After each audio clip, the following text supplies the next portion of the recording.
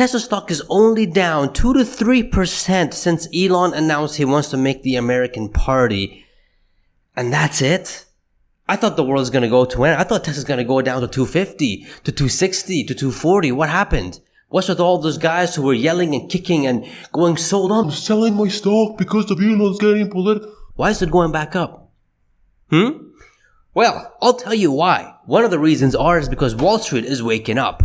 They are waking up. They are seeing the bigger picture, which means buying the Tesla stock on the cheap is getting harder to do because they're waking up. It's the thing that I've been pouncing on this table for many years, and now they're waking up to it, which means that we can't get the stock on the cheap anymore. Or at least it's harder to get it on the cheap now.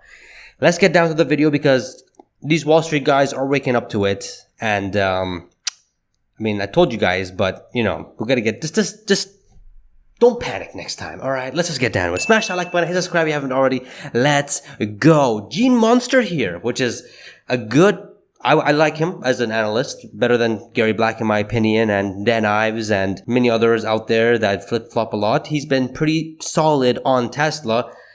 And he has some interesting things to say about Tesla. And of course, this is what Wall Street's thinking as well. So let's take a listen to it because it's very, very interesting and very important because Wall Street is waking up. And I can't buy the stock on the cheap anymore. I'm sad. Let's go. It's good to have you both with us. Gene, you say there's an 80% chance this blows over and they call a truce. Maybe I would have thought that after the first round.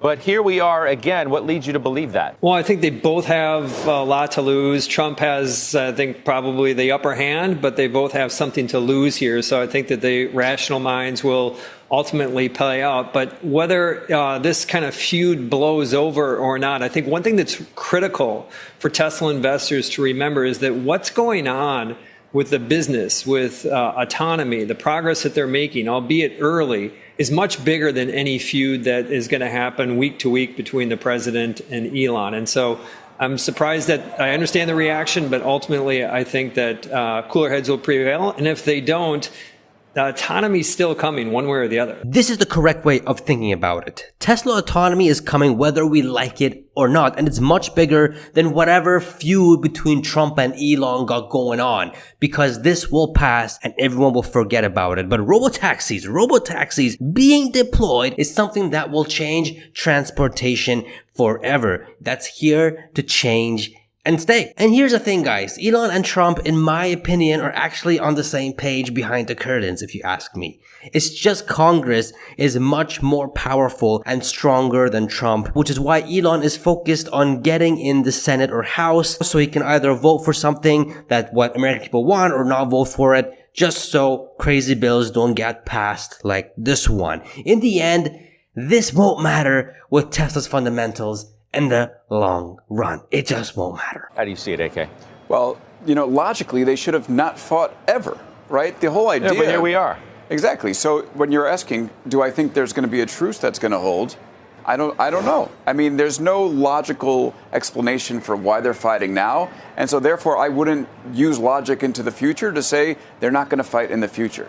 And I think that if you look at Elon Musk, you have to be saying, what are you doing, man?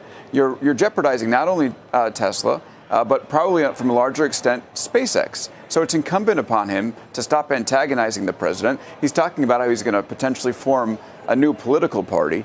I think every Tesla shareholder was relieved when he left the White House and said, I'm going to do something else. And they want him to be out of politics and be focused on his companies. I don't know who this guy is, but getting in the way of Tesla's and SpaceX and other of Elon's companies is bad for America. You're pretty much stepping the US down from global domination to China on a gold platter, not a silver platter, on a gold fucking platter. That is not good. And here's the thing, guys. If it wasn't for Tesla, China would be the #1 in EVs. I mean, I think they actually are, but if it wasn't for Tesla, the US market wouldn't even have a chance competing with China.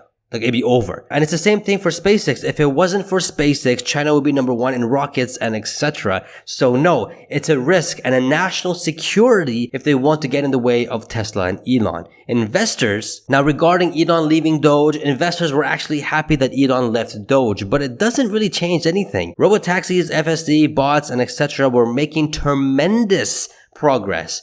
Yes, with Elon spending more time on Tesla would make some investors feel better, but it's not that important. When you got a strong team going forward, doing amazing things with autonomy, it just doesn't matter. Elon, in my opinion, is needed there for the robots at this point, which is at Optimus. For robotaxis, I think the team has got it nailed down and they have a beautiful blueprint with Elon or without it. I almost hear you, Gene, saying that the demand issues that have hurt Tesla in some respects as a result of this relationship of those two men we just showed on the screen doesn't matter as much anymore because autonomy is where this company's growth is going to come from in the future. So if sales never recover, so what? What a dumb take. Well, at some point they got to recover because you have to sell the vehicles to promote autonomy. But exactly. Thank you, Gene. Let's flip and go. Tell him. At the end of the day is that, the brand will improve, assuming that he continues to step back from the political wrangle. And ultimately, again, I just come back to this. Just to get a snapshot, this is stuff that, people like Alex and I, we obsess about every detail that's going on with these companies and the progress that they're making around autonomy and who's doing what. But sometimes when you're that close to it, you just lose track of the bigger picture. And the bigger picture is something is going on autonomy. Tesla's one of the two companies that's leading in that. And ultimately, this is going to be the most obvious example of physical AI, something that's important for the U.S. more broadly. The government, Trump doesn't want to see autonomous vehicles roaming China and Europe and them being prohibited in the U.S., trucking, all the benefits of autonomy. And so, Scott, that's exactly right. They got to get eventually the units to improve. But ultimately, as Elon has said, this is all about autonomy. And I don't think the White House wants to stop autonomy. The bigger picture, which is autonomy. Music to my ears. Thank you. See, this is why I love Gene. I would love to have Gene on this channel. I would love to have him to come on this podcast. I will invite him one day. I love this guy. He has his head right. Exactly. But that also means that's what a lot of Wall Street people are thinking too. Anyways, he's saying that Tesla leading on that. Autonomy is the bigger picture. That's it. And he says something very important, which I've been banging on this table, on Spaces, on YouTube, to all my friends and family and investors, that if you're really worried about this Trump thing, he says something very important that will just forget you about that. Like, you calm down. He said that Trump doesn't want robotaxis in China and Europe and not allowed in the US.